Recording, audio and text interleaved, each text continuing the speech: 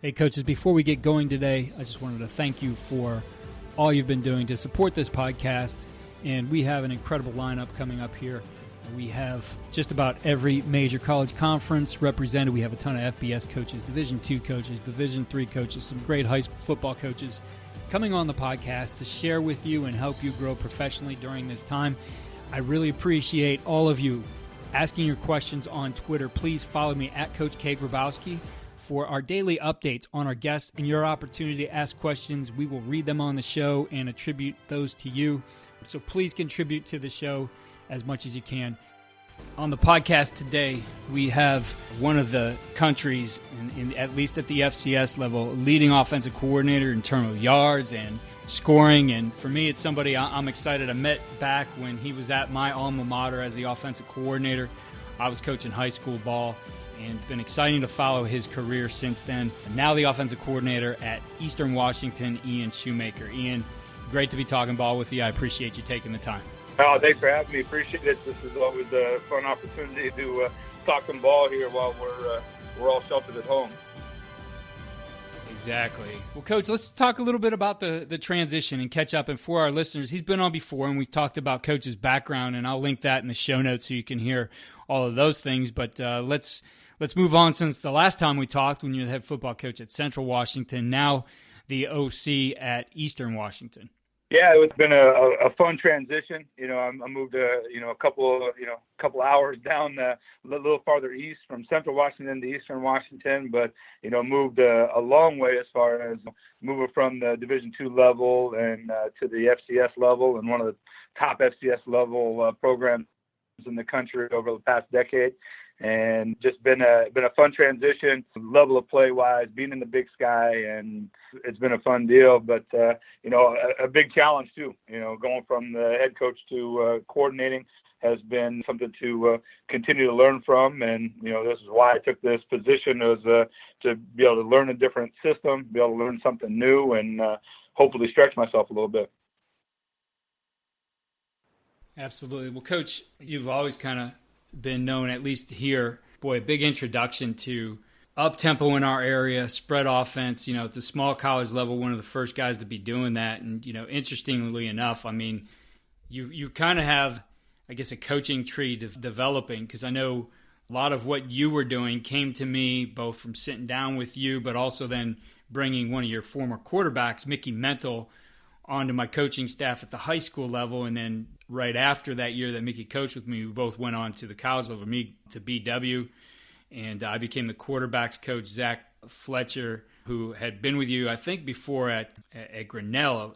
Is that right? Was Zach with you at Grinnell? Or he played at Grinnell as I did, but coached with me at Kenyon College, right, prior to my that Baldwin Wallace job. Yep. Yeah, and so now, of course, Mickey, who finally joined me on the podcast after years. Mickey is now the head coach at Notre Dame College. Division II now they've taken that program from a startup now to really a powerhouse in Division II. And so Mick is certainly influenced by a lot of things you're doing as well. But it's been neat to see that the stuff you're doing, and I know that's progressed, right? But a big part of what you guys did to lead the country in yards and scoring was about the pace and the tempo. Talk to us about, your philosophy behind that and what you guys do.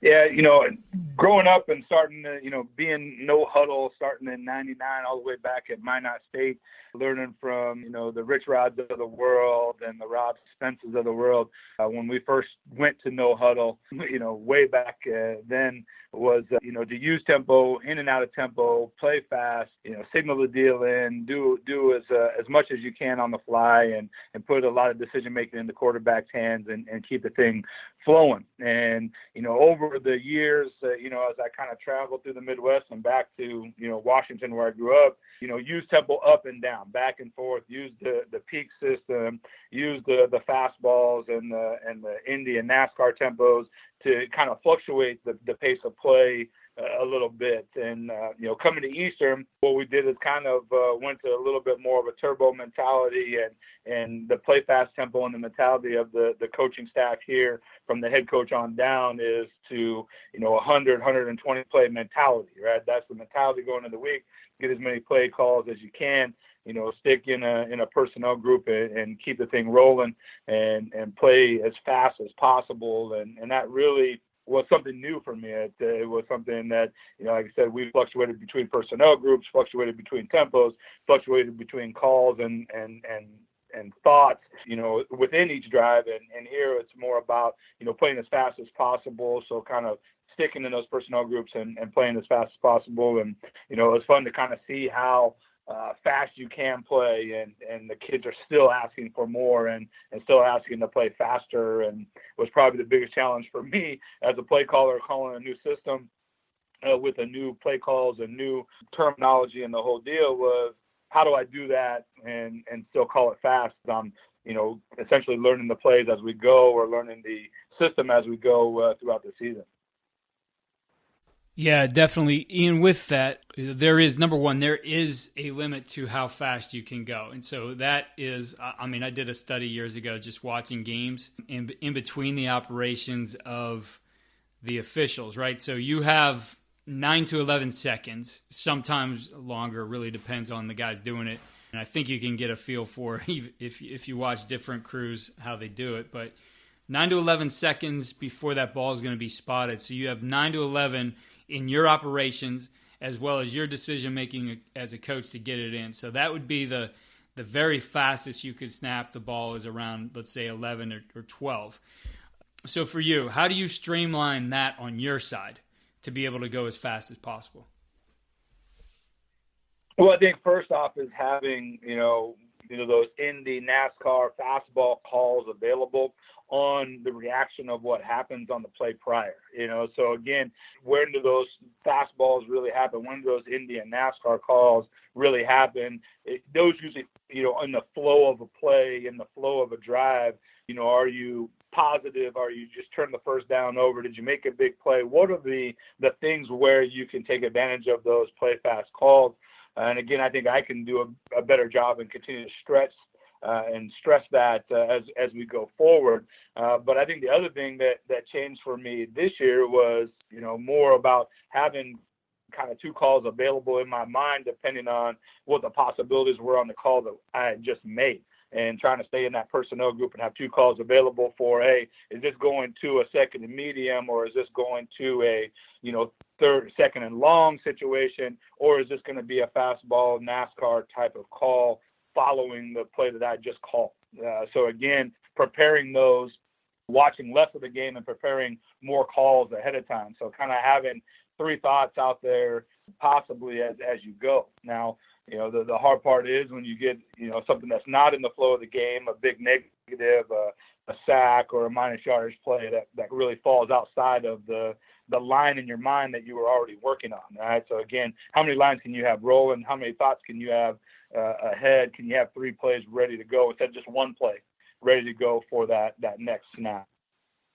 So, Coach, from there, then it's about the different things you do to get the plays in, right? And so as I got into studying tempo, it was always about putting a stopwatch on things. And as an example, right, looking at things like one-word calls, like the picture boards, multiple signalers, all those kinds of things, tried out all kinds of different things, even to crazy things, Coach, like the shape of the picture board, right? Like we at one point went to, I think we had an octagon. It was octagon or hexagon? Hexagon. And every board had 6 on, and we'd be able to flip them around only because we didn't want to rifle through the cards. So we found that was wasting 3 or 4 seconds. So if you are somebody who, at some point wants to have that going as fast as you can, you have to study all those different kinds of things. So for you, how do you find the efficiency in that play call getting in? Well, I think, you just have to be efficient in it, like you said, as far as having a plan, right? If the board means this, then it means that. This signaler means this, then the next signaler means this. And having that plan played out to where you can utilize it in the most efficient way, right? So, again, I've done it a number of different ways, right? 3 different guys, formation, motion, play, each position group having their own signaler to just one signaler, being live, the one-word play calls. And we're probably a combination of a lot of those things. We have had the boards in the past to multiple signalers to Indian NASCAR signals that are different and trying to do that. But building that plan from the start and building those play fast mentalities into the start of what you're doing. The other thing that we do here is we signal everybody. We don't code anymore to the offensive line. Everybody's getting the signal. So those one-word calls, those Indy or NASCAR, those play fast calls are coming in really fast to everybody. All 11 are seeing the signal from the sideline. So, Coach, then how you use tempo, right? All kinds of theories on that, beliefs, practices, and certainly more than one way to skin a cat. So is it all go fast all the time, slow down? What's your approach in thinking about how you're going to use the tempo and the pace of the game? Yeah, as of right now, we're trying to be as fast as possible. That's the personality of Coach Betts, our head coach. It's the personality of the program here at Eastern. The mentality is let's play faster, stick in a personnel group and go as quick as possible, make as little changes as possible. That's not to say we're not motioning or giving you different formations or anything like that. We're just trying to get that next snap or that next motion started as soon as possible. In the past, like I said, I've also used that idea of fluctuating tempo within every drive, being able to play fast, use the peak system, the look system, and normal tempo in every drive and try to take advantage of, moving the tempo back and forth. I think there's still some really positive pieces about slowing the tempo down at times within the drive, using the peak system. And I think you can develop a bigger advantage at times by being able to, get guys playing fast and reacting to that super fast tempo. And then when you do peak or that you do run a dead count or something like that, you have a little bit more power in it, right? And I think you get the look that you need. You're not getting a team that's going to adjust their front or adjust their shades or take a blitz off in the middle of a deal because they're not prepared for you to peak or look consistently, right? So again, play as fast as you can. Use that peak system when you needed it, and slow yourself down when you need it. But be able to have that in and built into every drive instead of having certain drives that are all peaks or certain drives that are all fast or certain drives that are all this tempo. Build it into your system to where you can use your tempo regardless of what's happening on the drive. So tempo, definitely a weapon and all kinds of tools. And some time back, I wrote a book exactly on that, using tempo as a weapon. And within it, I talked about 20 different tempo tools. And really, it's just procedures that vary in how you're going to get the call in and how long that takes and how long you want before you snap the ball. And one thing I had talked about for a long time, and I remember clinicking on it, was even thinking about counters to tempo and even tricks with tempo. And something cool that I saw, well, I can't say they originated. The first time I saw it was Alabama did it against LSU with the peak tempo, right? So what they did was, they had them going fast or they had peaked a few times, and LSU's corner was pressed up, and those guys were, they wanted the chalk last, so they would peek over too to get a new call, and it was a fake peak. So they peaked, they looked over, let the defense relax, that corner relax, and all of a sudden, Bama's receivers down the sideline catching the ball for a touchdown. I saw Ohio State do it in, I can't remember if it was the playoff game or the Big Ten championship. It was one of those games. They did it as well. Your thoughts on just thinking about creative ways with that? I mean, that was something I really liked is, okay, you're going to peek over with us, then you better be sure that we're not running a play or faking you as well. Yeah, I think, and again, I've never done a fake peak as you're terming it that way. I think it was built into the way we did our peak system. We always put a play in with every peak. I've never peaked a formation. I've never checked with me the formation, in the no huddle system. We've always put a play in and peaked that play.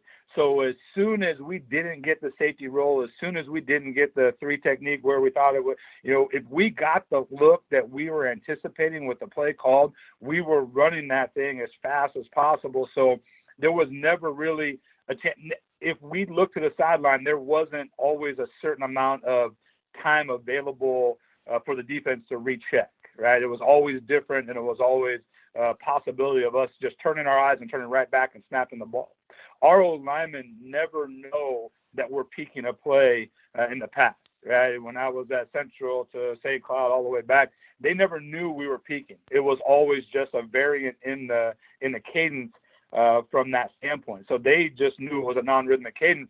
It could come right away. It could come with a pause. It could come with, a little bit of extra time. So I think, got that fake peak tempo just built in by always having a play called in. And we thought, hey, if we put a play in with this is an 85% run it type of call, right? I'm calling the play in a down and distance in a personnel group against a defense that I think is good, right? And there's one or two things, either a front adjustment, a safety, adjustment, a blitz adjustment that they could make that we'd really rather not run that play in. And, we're only checking probably 15% of the time would be the goal.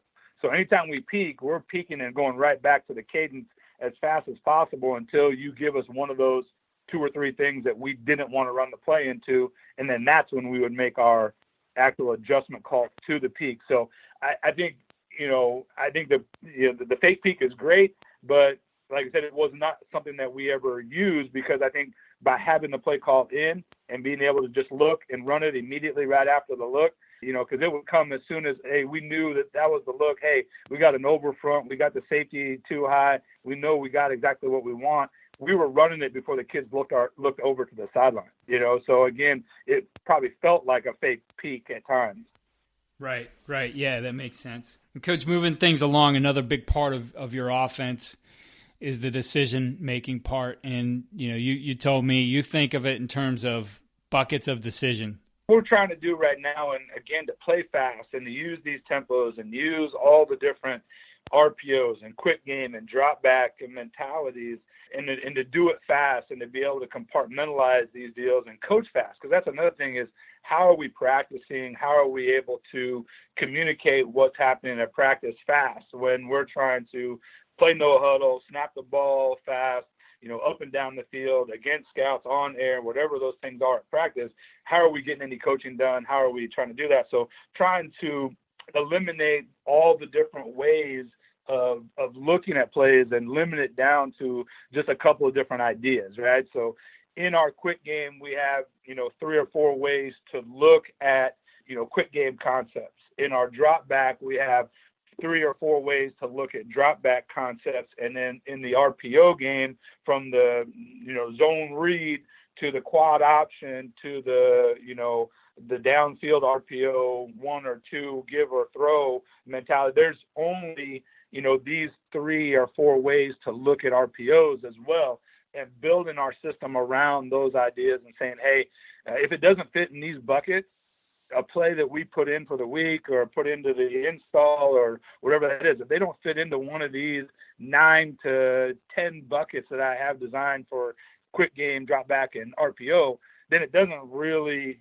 we have to decide, hey, how important is it to have something outside of that decision-making process that we deemed important for our quarterback when we, devised everything in the offseason. So, again, I think that was a cool thing about coming to Eastern, is learning, from all these guys that have called plays here over the past, 15, 20 years. There's pieces of everybody, from the Bo Baldwin era to the, the Zach Hills, to the Bodie Reeders, to the Troy Taylors, to all these great offensive minds that have coached here.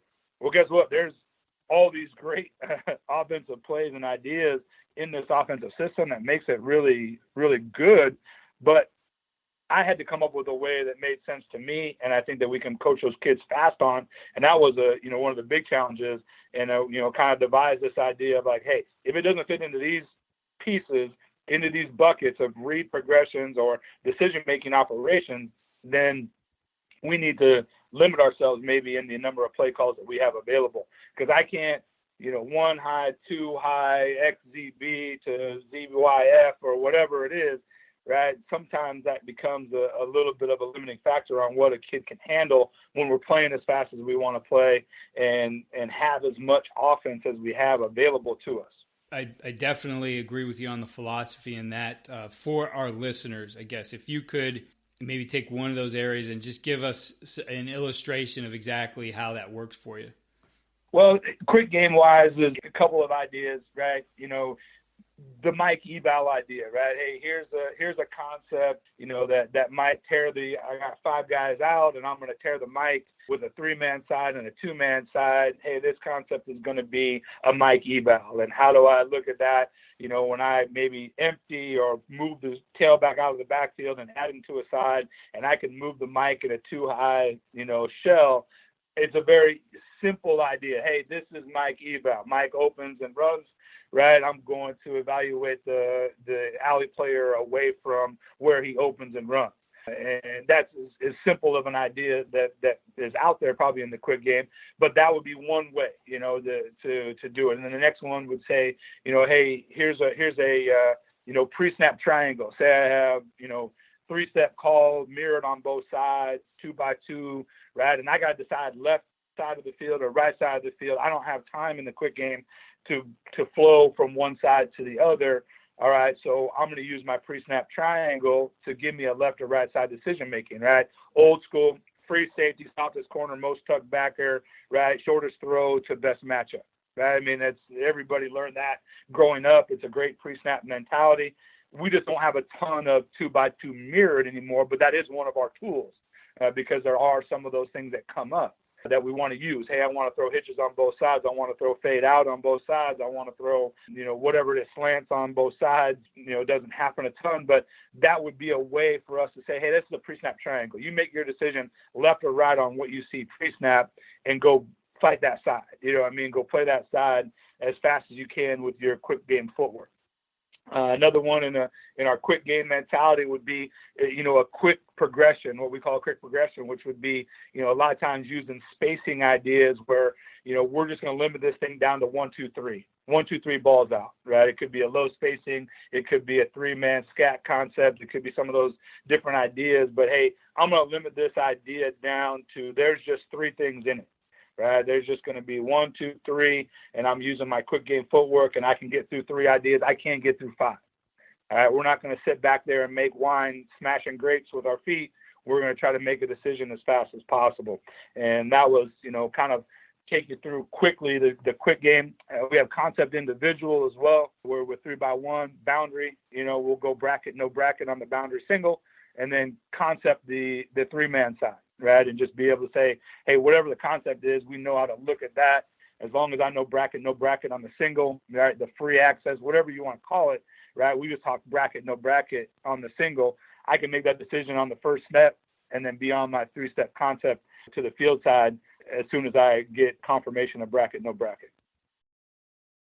So, Ian, then, taking this concept out onto the field, I mean, I imagine you're not necessarily going to carry every single one of those, decision-making types into the game. That game plan-wise, you might settle on maybe a couple from each group or whatever it might be. But as you translate those two, especially thinking about install, teaching a quarterback those different buckets, et cetera, at a time, how do you organize your install? And I guess, as you get into the season, are there any factors that go into how you might organize your practice to work those different decision-making buckets? Yeah, I think, your individual drives that a little bit. In our drops, we'll use, with the footwork, you'll be doing visualizing your decision-making process. Hey, this is going to be hitch outside. We're going hitch left side. We're going left, right, ball out footwork, and you're visualizing that flat defender and the pre-snap triangle. Or, hey, this is going to take you through 1, 2, 3 quick progression. So I'm going to go through that footwork of how do I get through 1, 2, 3 with our footwork. And as I get into my drop back game, we're going to do a similar piece as far as, how do I retreat? How do I make my decision, moving off of my footwork? The next thing would be, mesh drill. Just saw it was Ohio State had it out on Twitter yesterday. A bunch of guys were, sharing that around on Twitter yesterday. Old school mesh drill. We've been doing it for, a ton of years, and it's the exact same drill, triple option mesh drill, but now with the RPOs and flipping the ball and throwing screens and giving your quarterback the opportunity to make all those RPO decisions as well. Well, that comes in that drill. Then the drop back decision making comes out of the footwork and drop drill, and then, putting your body in a position or, stationary target or a read target in position to, work on secondary triggers. So, I think each of your individual drills kind of drive that mentality of what you're trying to get done. We will take, all probably 9 decision-making, buckets into every game. But again, how many plays are we going to have? And then say, okay, hey, this one falls into this week. The 2-ball drill, another thing I picked up from you, I think when I was at the high school level, just coming out to spring ball and watching you guys practice. And then, of course, that stayed a part of Baldwin Wallace offense as I was there, and we carried it to other places as well. Talk to me a little bit. You mentioned that you're doing that in RPO now. Talk to me about using the 2-ball drill with RPO. Yeah, so old school mesh, right? So we're going to have, first thing we're going to do is we're always going to have a single read, right? Where we're just reading the backside defensive end, 5 technique, if it's, C-gap defender, B-gap defender, D-gap defender, whatever it is, the edge man that you're reading, right? So that's the first thing we're teaching, the mesh of the pistol mesh, stepping off the line, getting the tailback to his target, reading the backside guy. I'll give him, I'm getting old, right? I used to run down the line all the time, shuffle, right? Now I'm more about numbers, right? I'll give them an odd and even. Hey, odds are pulls, evens are gives. Change it up, make them do math. Give them 2 hands. They got to add and subtract or whatever it is to get to their odds and evens. But I just want to see that their eyes are on me. They're making a decision and they're handing or pulling. That's the read piece, right? The next add would be, all right, you go to triple option, right? So now I'm handing the ball, and I'm getting the ball flipped to me, and I'm pitching to a pitch phase player, right? So that's the old school basic triple. You go to any freaking triple option team, and you probably have something similar to that. But as the read player, I know he's going to give the ball away. I'm tossing the ball to him. I'm still having him call out a number, whatever he's seeing, whatever information I'm giving him. He's calling it out as he meshes with the dive back. I'm pitching in the ball, and now he gets into pitch phase, and we have somebody, probably usually another quarterback or a manager. Again, like I said, I'm at the FCS level now. I got more managers and more bodies out there to help with some of these drills. Back in the day, it was an extra quarterback that was out there making that pitch read for us, right? Now, the next step is to add the RPO piece to it. So now, in through the dive mesh, calling out the number, catching the ball, getting the laces, finding the ball, the grip, and then throwing the ball out to a now screen area or a bubble screen area and putting the ball on that guy. And, guys ask, oh, why are you, tossing the ball? What does that do? Well, that just makes them do something athletic after they made a decision, right? So I'm meshing, handing the ball away to the dive back, and now I have to catch the ball, keep the ball, do something athletic with my hands and my feet, and then find the throw, right? And find that bubble or now screen, whatever that opportunity is out there, and put the ball on him in an athletic movement. So it just adds another layer of athleticism to your quarterback, which in this type of system has to be paramount, right? So again, being able to have that guy make a move and make an athletic movement after meshing, catching, make a decision, set his feet, get his hands around and throw the ball to the screen. Yeah, no, great drills, and thanks for sharing that. And Coach, the one other thing we've talked about on this podcast before, I know I've brought it up in other podcasts and attribute it to you, the process for doing openers that I know you guys used to do at BW. Wondering if you've carried that on to what you're doing now. Oh yeah, no, we're democratic as it gets. Same thing. Everybody votes on their top 12 plays. We usually divide it up 6 runs, 6 passes. We put them on the board, and we kind of just take votes, and whatever were the top 12 votes from every position coach. And actually, we've added our top 2 quarterbacks to the mix as well. So here now, our quarterbacks get a vote in that process as well. And then that builds out, the plays that we feel coaching-wise, each coach in his position group feels comfortable with, the plays that everybody likes that we watched on film during the week, and from the practice film to what we broke down in game plan. Everybody has that input and puts it on the board, and then we kind of add all those top vote getters together. So if there's 5 position coaches and 2 quarterbacks and a play gets 7 votes, well, guess what? that's going to be in the first 12, and that's going to be the way we open the process up. After we get the top, 12 vote-getting plays, then we develop the order, right? So, okay, now we're going to talk about, okay, do we want to open with this? What does that look like? And then we get our 12 plays. Now, that doesn't mean that we're going to call those 12 plays in that order throughout the game, because one of the other things that we always have available on our call sheet is the first timers, right? The first time it's third and less than 1. The first time it's third and 1 to 2. The first time it's third and medium. The first time it's third and long. First time it's third and extra long. What's the call that we're going to use in that situation? So those first 12 are probably more choice down unless things are flowing really well, and then jump to your first timers to break up that deal. And sometimes I'll say, hey, I'm going to jump down to, stick a play action shot play in play 12 because everybody loved this play action shot. I'm going to stick it at play 12 of that first 12 and go, hey, I'm going to grab that at the right position, right? Midfield, first and 10, after a first, whatever that situation might come up, and say, hey, that 12th play in this first 12, that's going to be one I'm going to grab in just the right timing. It doesn't really fit as a basic opener, right? So again, there's just some different fluctuations on how we do those first 12, but as far as voting it, everybody having a voice in the room of what those openers are going to look like, or those first 12 pieces are going to look like, is still the same. Yep. Yeah, I loved it. I love the process and the discussions that would come from it, and really, doing it later in the week, and everybody kind of being able to give their perspective and their feedback on, things that they felt were working well or things their players struggle with. There'd be a lot of good things that would come out of that discussion to not only just figure out the openers, but solidify thought process and what you were going to do as a play caller. Yeah, and like I said, I think it gives, open air for that conversation to be like, hey, you know what? As a play caller, I love this play because I designed it and I thought it was going to be really good.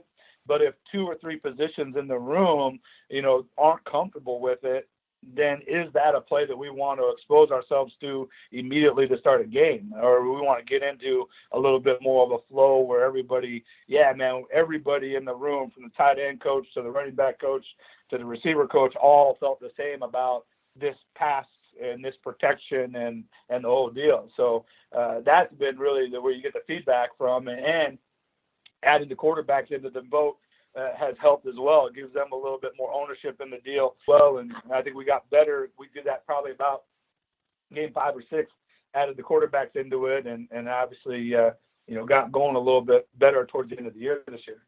Yeah, I mean, you never want to run into that situation where you lose your first guy, but really keeping that guy sharp just with his thought process and what he thinks about the game plan, but as well, there's a lot that's going to come from just taking a look at what he's put down and his confidence and where he's at. No question. What is he like? What's he confident with? Oh, it's plays that we've been running for 5 weeks versus the new install for the week because we thought it was going to be good against this structure that we're seeing. That may not be the play that he's the most comfortable with, and he's going to give you the 12 that he's the most comfortable with going into into the game.